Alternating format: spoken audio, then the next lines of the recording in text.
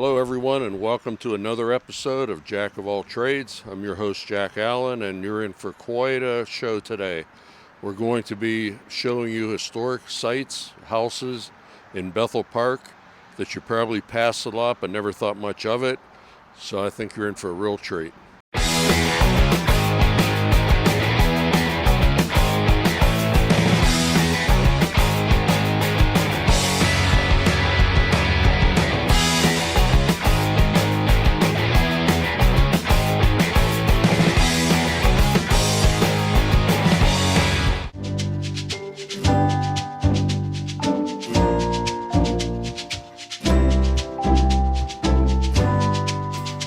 Our first stop today is the Marshall House. This house was built in 1838. Yes. And I'm with Linda Dahm, who is the current owner.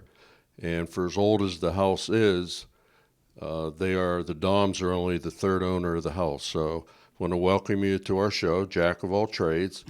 And this show is about the history of homes in Bethel Park. So if you just let us know a little bit about the house. Okay. The house was built in 1838 by Dr. George Marshall, who was a minister at Bethel Presbyterian Church. He was a descendant of John Quincy Adams, and although this is a farmhouse, he and his wife must have come from well-to-do backgrounds because they had some lovely interior things in the house. An example would be this mantle. There are a number of mantles still in the house. Several were removed, but there are 4, and they're all quite fancy, not plain as would have been the custom of a farmhouse. The bricks were made on the property, and the house was in the Marshall family from 1838 until 1929, when Elton Hicks and his wife, who were from Dormont, bought the home before the stock market crashed and remodeled it, and they and then their daughter and her family lived here until 1970 when we bought the home, and we have been here since then. Now, originally, you were telling me that this home used to be on 130 acres? Originally, it was, I think, 60 acres, and then later on, another 53 acres were purchased, so it was on 113 acres. So 113 acres. Yes. And one thing that this home was featured in the Bethel Park Historical Magazine. That's one by Kristen Normow. And she had mentioned that one of the articles in there, or one of the lines in there, mentioned about the Underground Railroad could have possibly gone through this house. Yes, we believe it did. When we bought the house, we lived across the street from an older couple, and Norbert Lutz had watched the remodeling and said that they had closed up a tunnel that would have been used for the Underground Railroad. In addition to that, Dr. Marshall was very anti-slavery, and the way the Underground Railroad worked was quite often they moved people from place to place, but they were in attics, and we think it's possible that they might have moved them to the little creek that used to be by the Pioneer Inn, which is now near McDonald's. Right. And that would have been one way that would have been done. Right.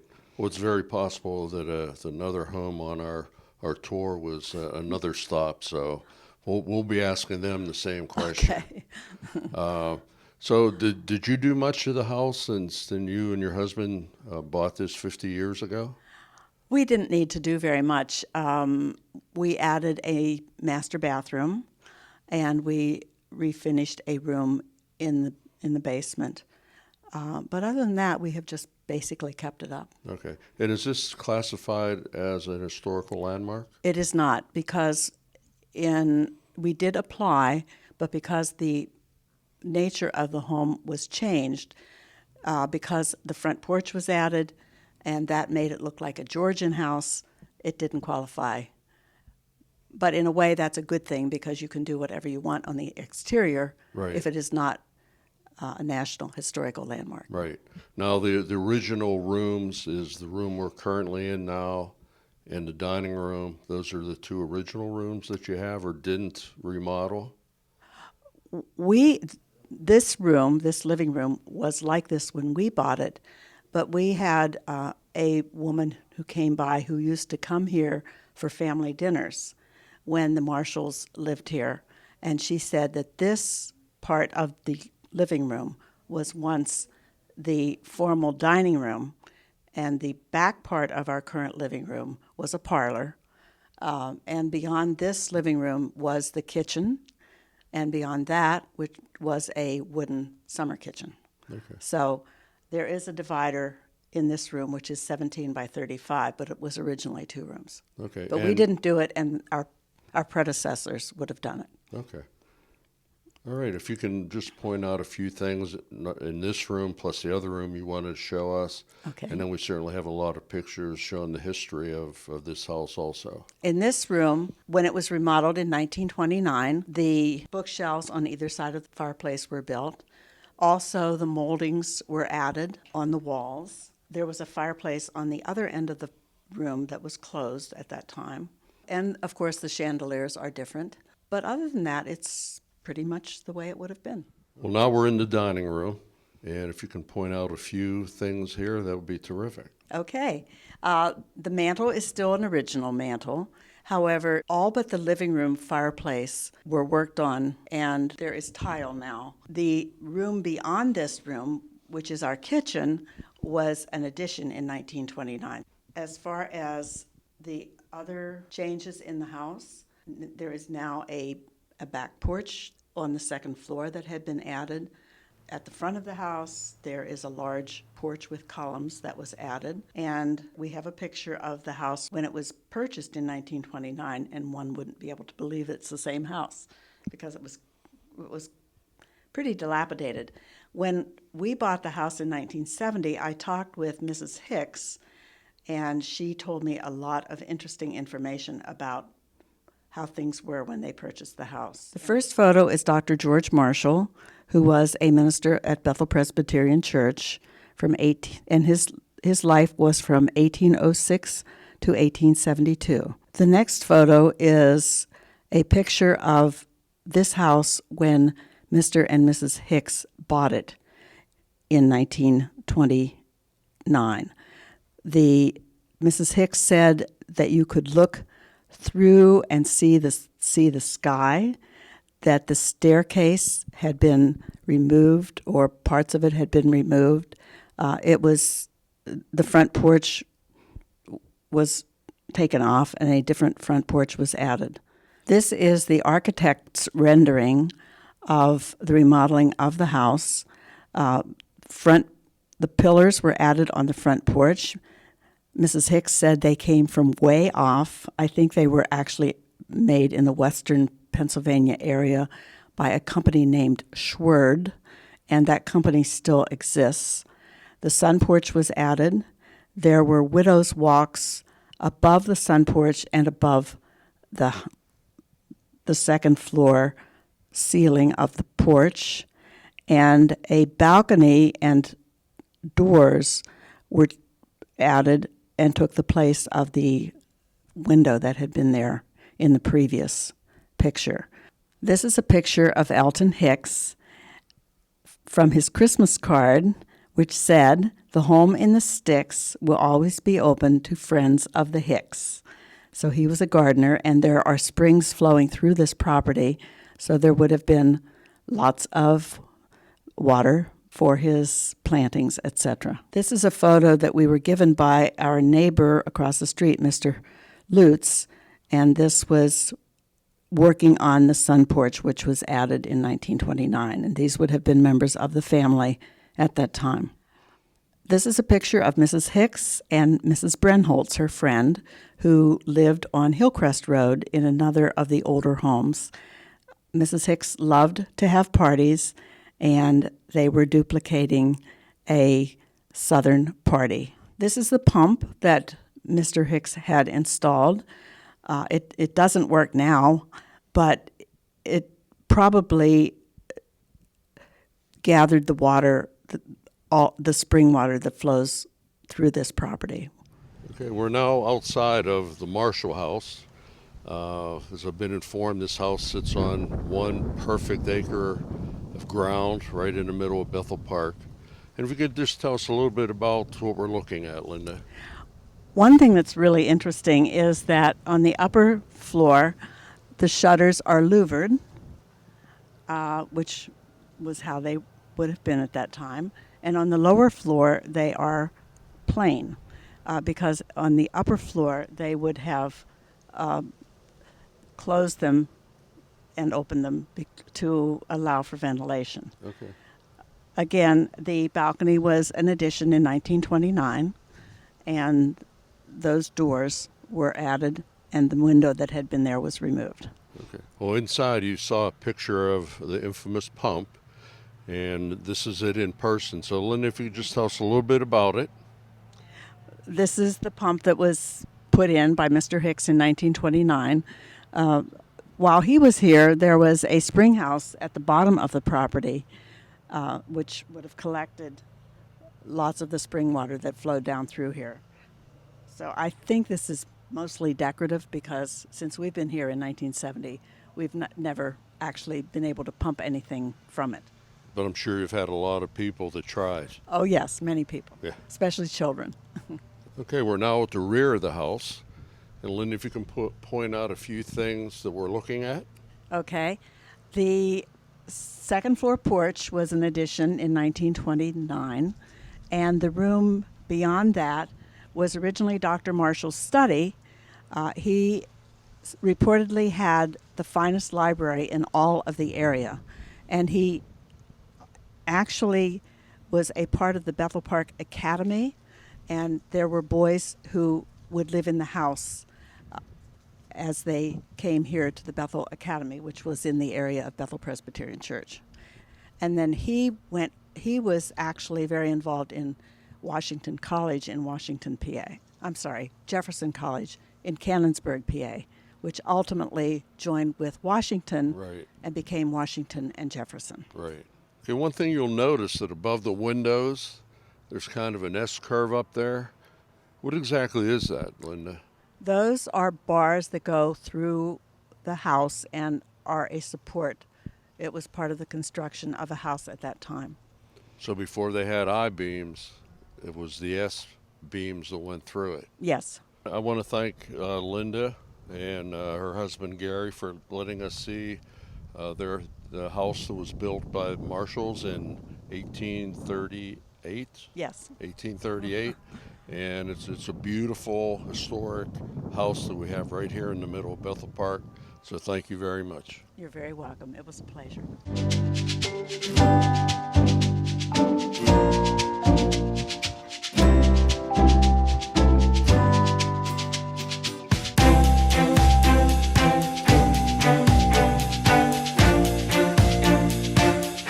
Our next stop today on our Bethel Park Historical Homes is a home built in 1840.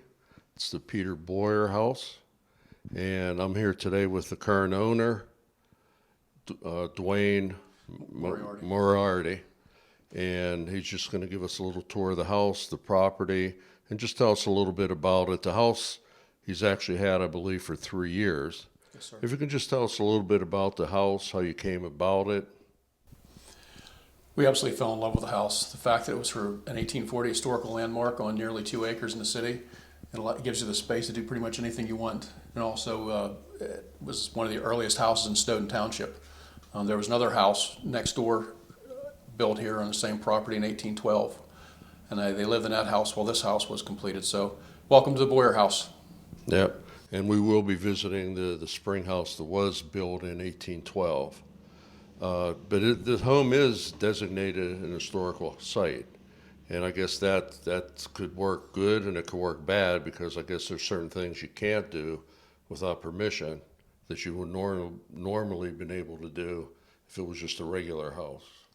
It's about preserving the properties, right? I mean, we completely agree with that.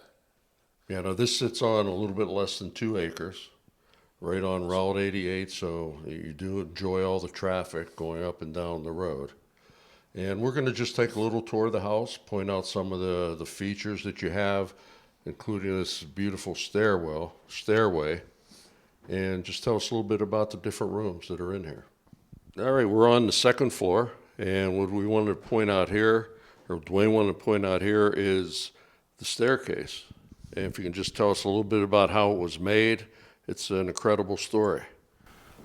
With the history of the house we found out that the staircase in the house was made from wood that was actually processed on site. They cut down the trees, they used it to build the house. These are cherry rails and cherry steps.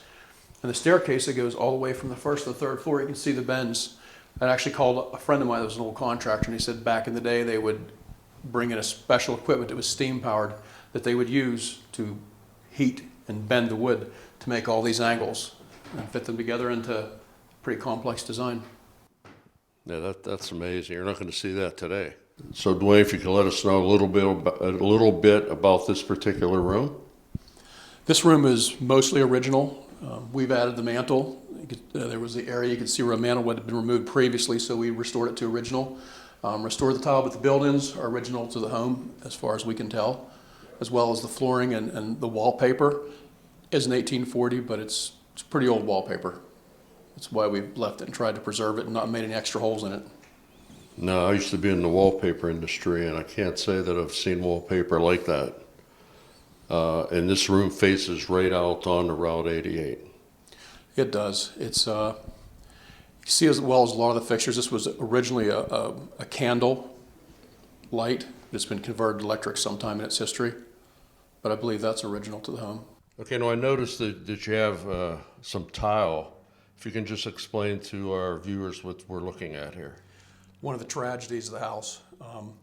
These are the original tiles from 1840. They're hand painted. They're all a little bit different, and most of them were broken. They're around the fireplace, and there's about 8 of them that were intact. So we removed them as carefully as we could, and we saved them for the Historical Society where everybody could enjoy them. But what's interesting when you start looking at these, they're all a little bit different because the hand painting and the craftsmanship in them.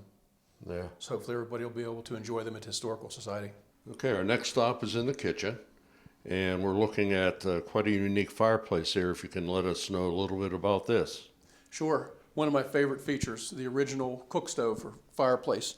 It has a hammer welded swing arm where food could be brought out, prepared, and put back on the fire to keep warm or continue cooking. The built-ins are original to the home also. Which is kind of why it's labeled historic, because there's a lot of original things inside this house. Now the mantle, this is all original also, or? I believe so. And the oldest pictures we could find, it was still here. Okay. And I know based on some of the locks and fixtures, these are original too. And this actually matches the work on some of the shutters outside the home. So I believe this is all original. Okay. Okay. Well, we're now in the basement, and which is kind of unique, is we had to walk up 4 steps to get into the basement. So if you can just tell us a little bit about this room, which is it's pretty unique. Kind of a surprise when we moved in. We found out that the first floor is actually on ground level. But you think if this was hand dug, as it had to be in 1840, they actually dug into the hillside. So there's a 3/4 wall around the back of cut stone. And this is some of the original hand-hewn beams. The house was made with oak from the property. This is one of my favorite features. It's a staircase that goes nowhere. I don't know if it was a construction staircase or something that had been changed during its long history. Okay, we're actually in one of the 5 bedrooms in the house. And Dwayne, if you could just tell us a little bit about what we're looking at here. My favorite bedroom in the house. Every room in the house in the original second story has its own fireplace, and they're all coal burners. Peter Boyer had his own coal mine, according to records. And you can see there's a trail in the backyard, wagon depth ruts going up the hill where he probably went to his coal mine. We've also found coal mining tags on the property also. So everyone's a little bit different, but what I like about the house is the fact that it has is even if you can't use them in the original fixtures. Now, how about this fixture that we're looking at here? Is it original chandelier? I believe so. The oldest pictures we could find, it's always here. Okay, our next stop is another bedroom in the house. If you can let us know a little bit about some different things here. Kind of the same setup as the other bedroom, coal burning fireplace. Interesting thing about this room is it was subdivided. When they went to indoor plumbing, They split the room behind it into a study and the bathroom. So, And the stained glass window? stained glass window is a window of Margaret Kurtzrock. She's one of the previous owners that's spent a lot of time, love, and effort restoring this beautiful old home and saving it. So it's one of my favorite parts of the house. And you mentioned that the actual window itself has her initial on, and It does. And one of the neighbors told me that that is a stained glass of her. That's what she looked like. now this part you alluded to was the back part of the bedroom. You said they had to cut it in half or whatever. Can you explain that again, exactly what they did to make this study? That's correct. This was one of the original rooms, but when they added indoor plumbing, they had to divide the house to put the toiletry. So this wall was constructed, and this full room was turned into a study. It has a fireplace, and I suspect this mantle is more original to the home. If you look at homes of the period, this is the type that you see as opposed to any other rooms. Okay, unfortunately, that we had a major flood in Bethel Park 3 years ago, and you weren't spared. So if you can let us know how that affected this house and what you did to alleviate that. Well, we found out the first year we were here and during the flood, we lost everything we had in the basement because the basement is a storage area. And this was a cracked tile deck that was in disrepair, and water was pouring off the deck and going into the house, soaking the original timbers, ruined the downstairs bathroom. So to preserve that, we built, we think, is a pretty good period covering to protect the rest of the house. This part of the house is the original clapboard with the original blown glass windows. We actually had to replace a few of the windows over there with blown plate glass, which is tough to find. But it came out pretty well. The basement's dried out and the house is protected, and we got an extra room in the process. Yeah, in a nice room. Thank you. But this was the door that went on to the deck. Yes, sir. And now it goes into a family room. The deck was originally partially covered too. We had to take the roof off it, but all in all, it was a pretty painful project. I mean, we started last December, and every spare minute of my time. Oh, I'm sure. But I think we made it period. We have farmhouse windows, shiplap, the exposed wood ceiling and beams. So I think it came out period. Okay, very nice.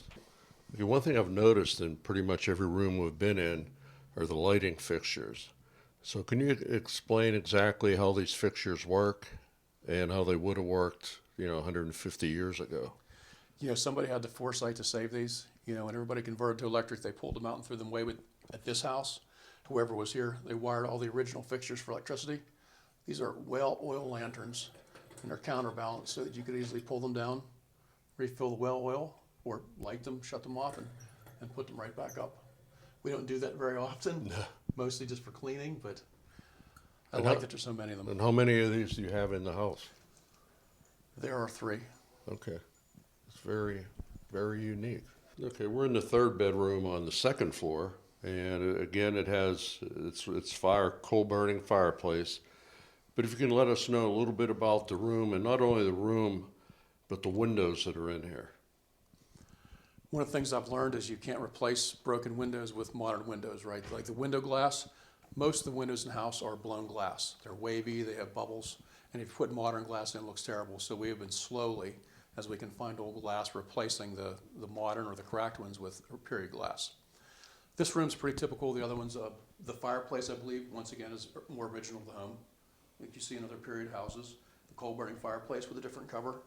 And the light in this room is also a whale oil light it's built, you can see by the springs and the rods, it's meant to be lowered so you could replenish the whale oil and put it back up. That had to be a job in the day to go around and light all the rooms It at would have night been. and then turn them off when you're ready to go to bed. I'm surprised they still work. Yeah. Let's know a little bit about this particular lamp. One of my favorite lamps is in an entryway. Somebody told me, I don't know if it's true, but a lot of Masonic homes would have Masonic symbols you could recognize if you were a Mason when you come in, like the triangle with some hash marks on it, like a major. And besides that, I love the old Fenton glass. All right, we're now on the outside of the front of the house, right on 88. And if you can just point out a few things, what type of home it is and what we're looking at. We were told one of the reasons that it was inducted as a landmark house because it has all the original Greek Revival fixtures. You can see the moldings along the top, as well as the columns and the clapboard, and also at the top of the dormer, the moldings on each side of the window. Things like that we're working really hard to preserve. Okay, well, as the house that we were just in was constructed in 1840, there's a footprint of a house behind me that was the original spring house, which was built in 1812. So if you can let us know a little bit about what we're looking at back here. You can see the edges of there was a spring house in the corner of the house. You have some pictures, you'll see that the old hearth, the fireplace was there, but the history of the house, we're told that there was a house here in 1812, built right over top of the spring that they lived in while they constructed this home. In the corner, there's an old cistern that was used for obviously water, but also to keep eggs and milk and other things cold in pre-refrigeration days. Sometime, based on the pictures, it looks like in about 1920, they put a terracotta pipe in and turned it into a water feature. There's a cut stone waterfall there, and there were 2 dams here that had deteriorated to the point where they weren't holding water. So we rebuilt those, cut stone, and got them back to pretty much original. All right, well, I want to thank you, Dwayne, for showing us this magnificent house. I pass this house all the time and never thought of anything more than what you showed us today. So, again, thank you very much. Thank you for being part of our show. Thank you for coming. You're welcome anytime.